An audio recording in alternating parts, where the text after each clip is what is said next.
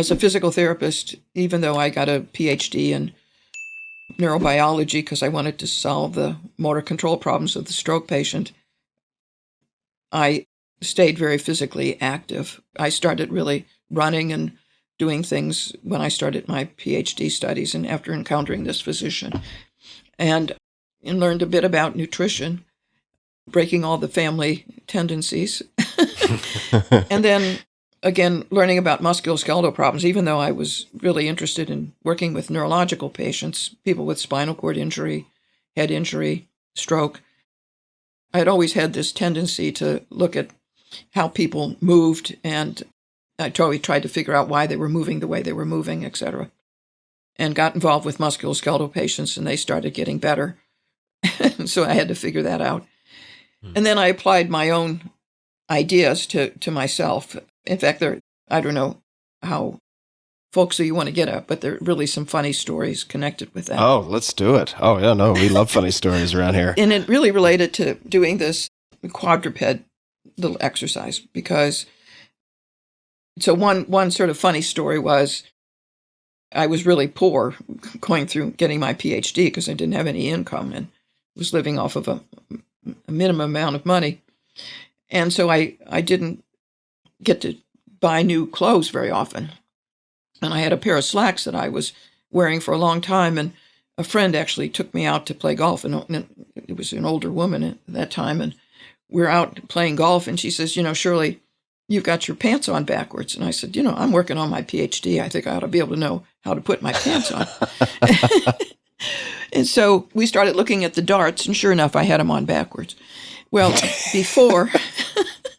before my alignment was such that they looked all right. But now that I was doing this quadruped exercise, they didn't look all right. They were looking funny because I had changed the curves in my back and my buttocks. And so that's why she caught the idea that I wasn't wearing my pants right. Which quadruped movements were these? It's just the idea of being in quadruped and just letting your back go down and then rocking back. Mm-hmm. I tended to sit, ride the bicycle. I was a catcher for 3 different softball teams. So I was really in a posterior tilt with a really flat back. Got it. And I had never really gone the other way. And just for people who are listening, if you don't know, just to imagine, if you imagine the sort of the pelvis as a bowl of soup, posterior tilt, you're kind of pouring soup out the back of your pelvis. Just for holding people. It in the middle. Yeah, right. Yeah, got it. Okay. So your whole back goes kind of flat then. And when you're pushing your hips back, you were facilitating more of a natural curve in the lower back. Well, I was getting my hips to bend and letting my back go down, so I was getting more of a curve. Mm-hmm. And I think also decreasing a bit of a tendency towards a thoracic kyphosis. Mm-hmm. The other thing that was really interesting, I used to bowl, like with a bowling ball. Yeah. And while I was in my PhD program, which took me 6 years, I didn't have any money to bowl. And so when I went and got my bowling ball out again, I had to change the finger grips because I had stretched my finger flexors out. And so the finger grips no longer fit me because my fingers were longer. Can you explain that? So your grips had been molded to fingers that were... Well, my fingers were always flexed from everything I did. Right. And I never really thought about stretching them out. And so when you're in quadruped, you end up stretching those all out. Right. Okay. I see. Right. So for people who are listening, because we're making movements with their hands and gestures with the hands. Oh, you can't see. We're going to make the video available as well, but some people will only hear audio. So instead of being in sort of that keyboard, hawk talon position, when you're in quadruped, right, as if you were doing a push-up, but not that push-up position. If your hands are flat on the floor, then you're going to be stretching those flexors. Stretching across the wrist and across the fingers, yeah. Got it. So you had to change your bowling ball. That's wild. Yeah. And then the other thing is I had always worn my shoes off so that they were going off to the side. And after I did this, few years of this quadruped rocking, I didn't walk in the same way, and I didn't have my shoes weren't worn off to the side from just walking. Oh, interesting. So worn off to the side, you mean the shoes on the inside were worn or on the... Yeah, like the outside of the right and the inside of the left.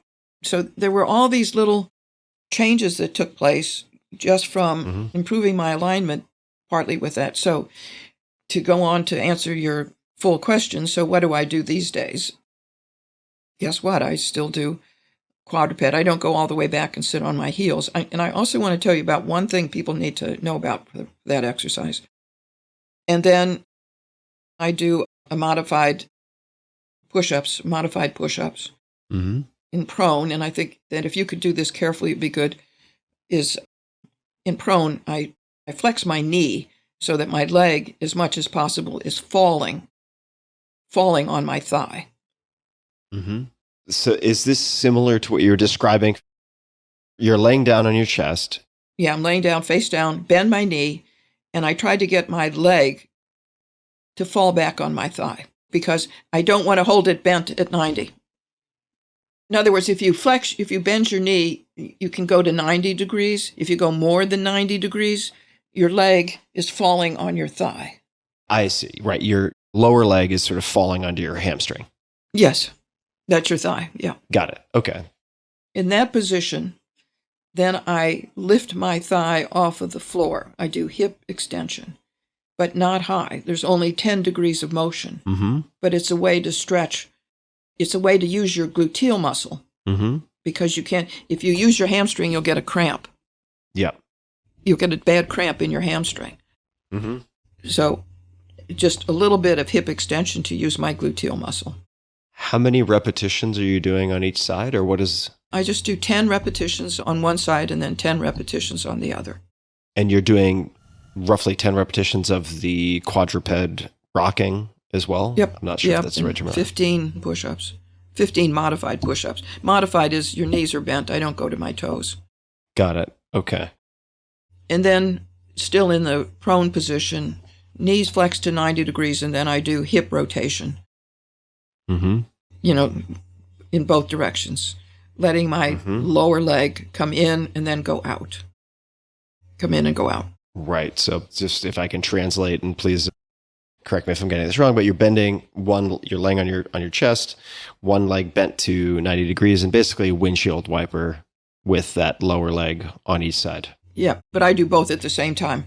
Oh, you do both at the same time. Okay. Yeah, so they're not quite, one's maybe 80, the other maybe 70. Just because it doesn't take all that long. Yeah, right. And then with my knees extended straight, with my lower extremity straight, I alternate doing hip extension, but I think about using my gluteal muscle. I think about activating my gluteus maximus. And again, only about 10 degrees of hip extension. Okay. And then in that same position, I do hip abduction. In other words, one leg out to the side 10 times. Because you use your gluteus medius in that better if you're working against gravity and extension than you do when you're supine. Okay. Supine, you tend to recruit the tensor too much. Oh, I see. Got it. And is there anything that follows that abductor work?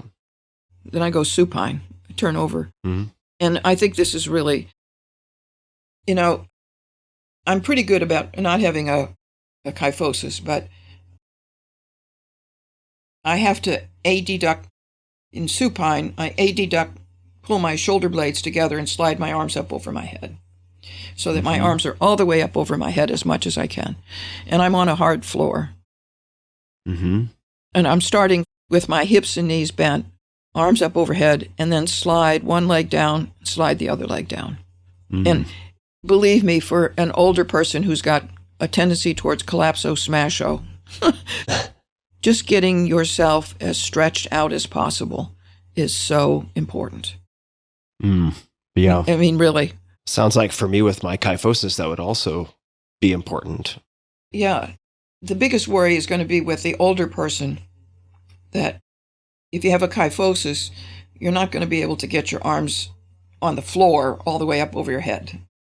You don't want any pain on top of your shoulder because that's not going to be a good plan. So they may need to have a pillow up there when they're first starting so their arms don't go all the way back because you want to avoid any kind of pain on top of your shoulder. but happily I know how to do it and I can do it. Mm-hmm. And then I do actively hip and knee flex, bring one knee towards my chest, put it down, and the other one. And 10 times with each leg. And then with one foot on the floor, I do a straight leg raise. But I don't tighten all my thigh muscles so that my knee is perfectly straight. And I turn it out a little bit so that I don't use the tensor. If I rotate it out, you'll use the psoas more. And I think about tightening my abdominals. Okay. Because I have had a significant problem, and I don't want to put too much stress on my lumbar spine from the iliopsoas. I want to use it, but I want to protect my back. That's why I have one foot on the floor. I see. That's why you're doing one leg at a time. Well, yeah, it's certainly one leg at a time. So could you just reiterate, given the past lumbar issue, why you would want to engage the psoas instead of the TFL in this case? It's a good muscle to use. I need to be able to flex my hip. But the tensor, it has a real low threshold for activation. I mean, interestingly enough, I see. If you would scratch the bottom of your foot, the first muscle to go off will be your tensor fasciolata. No kidding. Yeah. In fact, I think it's so interesting because I've tried to contact the World Health Organization because all over the world the tensor is run amok, but they don't want to listen to me. They're not returning the calls. I know. And it's this little bitty wimpy muscle, and you say, how can it cause so much trouble? But it sure does. It plays a role in what happens to the knee, and it plays a role in what happens to the back and the hip. I mean, it's an evil thing. But anyway. Yeah. An interesting thing, one of my colleagues was doing a study, and we actually had a student that did not have a tensor fasciolata. No kidding. Yeah, we didn't throw her out of school or anything, but but anyway, I couldn't wait to do all the tests that we do to look for the length of the tensor, and she was a fair athlete, so it wasn't like it had been sitting not doing anything if it was there. And I did all the tests, and they were negative, which was kind of supportive to me that indeed the tensor does do things that aren't so kind to the rest of the body. So anyway, all that to say, that's why when I do the straight leg raise, I try to laterally rotate my hip because I'd rather use the psoas than I would the TFL. And it's not causing me any problems. Clearly, if I thought I was injuring myself, I would not do that. And then I do one other thing with one leg straight and the other foot on the floor so that my knee is bent, my foot's on the floor. I let my leg go out to the side. And that's my way of trying to work on controlling rotation with the trunk. Mm-hmm. If my leg goes out to the side, it wants to rotate your pelvis, but contracting your abdominals prevents that rotation. So that's another way I'm trying to work my abdominals. And then I stand up and, I'm so proud of myself because I can get up from the floor without any difficulty. And many people at my age or many years younger than that can't do that. Mm-hmm. And put my back to the wall and then do what I was telling you to do, arms up overhead and do the little side bend thing. And you do this every day? I do. And then I walk 3 to 4 miles a day. Amazing. And sometimes ride a stationary bike. Well, these are things I'm paying more and more attention to. I'm so impressed. But let me tell you one thing now, Tim, that the quadruped, as much as I love it, and I think it's important whether you have a shoulder problem, a cervical problem, etc., is that one of the things that's a problem, though, and it can be for several reasons, but again, the tensor is one of them. If you rock back and your hip medially rotates, in other words, I've found this in some patients that as you rock back, your hip should just flex. Mm-hmm. But if you are monitoring the femur, you can sometimes see that it medially rotates. Right. That is really bad. Mm. And the reason why it's really bad is because it's rotating in your knee joint too. And that's a good way to set yourself up for an ACL tear, anterior cruciate ligament. Ooh. Yeah. And I think people should be monitoring that. Anybody that's doing that. One of the things that helps is if you slightly laterally rotate your hips Mm-hmm. You know, many people, particularly men, come with what we call femoral retroversion. Do you know what that is? I don't. Mm-mm. Okay, well, you probably have it. Femoral retroversion, it's a structural variation. And so the femur, as you know, has a head and neck on it. It's angled. Mm-hmm. Well, it's also rotated on the shaft. Right. And if it's in the ideal world, the average, not the normal, the average is that rotation is 15 degrees. Mm-hmm. So the head and neck of the femur are pointing 15 degrees forward. Mm-hmm. Now, many men, it's not rotated. So what it means is that when you're doing your hip rotation, you go out a long ways, but you don't go in. That's true for me, for sure. Yeah. My internal rotation is terrible compared to my external rotation. But that's because you came that way, and it should never change. No, I mean it. And so and men need to know that. And so, in fact, that's a problem, because if your tensor is really developed, you could be sitting in hip medial rotation when you shouldn't be. And if your glutes are really good, that'll also medially rotate your hip when you're sitting. That's a problem. Okay. Yeah. Okay. So one of the ways to, if you're trying to do the quadruped thing, is to turn your hip out a little bit when you're in the quadruped position. So your feet would come together a little bit closer. Right. More of like a wrestling parterre position. Yeah, I don't know. I never wrestled. Oh, yeah. Yeah.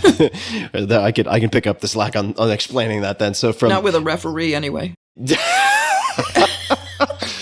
Okay. Anyway. Right. So from the feet to the knees, it would just be making a very, very, very slight V shape. It's not a V shape, but the lines would converge, in other words. Right. Your feet would be a little bit closer together. Exactly. Mm-hmm. You're funny. All right, so that makes a lot of sense to me, and I'm certainly comfortable with that. What would it mean, or how would you read the movement pattern that I have of sitting and having my legs sort of splay open? That's also something really good. That alleviates my low back symptoms. If I'm sitting in a chair, oftentimes I'll take my shoes off and fold them up on top of the chair. Restaurants hate this, by the way. So I do get chastised occasionally, but it alleviates some of my lower back issues. Yeah, you're getting it fore and aft, because you're probably in this is one of the syndromes I have of the hip that I've described of the hip, because if your tensor is really developed, it's going to be holding your femur in medial rotation when you're standing, because it's pull taut then. Mm-hmm. If your gluteals are really well developed, when your hips flexed to 90 degrees, they become medial rotators too. Mm. So they're trying to hold your hip in medial rotation, and you're probably getting that twist on your back then. Mm. Do you see what I mean? Yeah. So when you laterally rotate your hips, then you're taking that pull off of them. Taking the pressure off of it. Yeah. Yeah, you're not getting that extra pull on your pelvis from those gluteal muscles being pulled so taut. And that's where you should be. That's your normal thing, because you have femoral retroversion. Mm.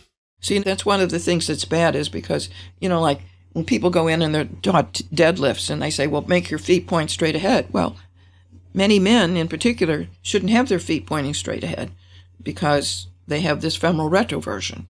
Mm-hmm. And also when they do things that rotate, like play golf, their feet should be turned out, because if they're straight ahead, they're at the end of their medial rotation range. Yeah. Do you see what I mean? So then it'll be the knee sense. or the back or the hips that are going to go. Makes a lot of sense. Yeah, it's also interesting. Yeah, super fascinating.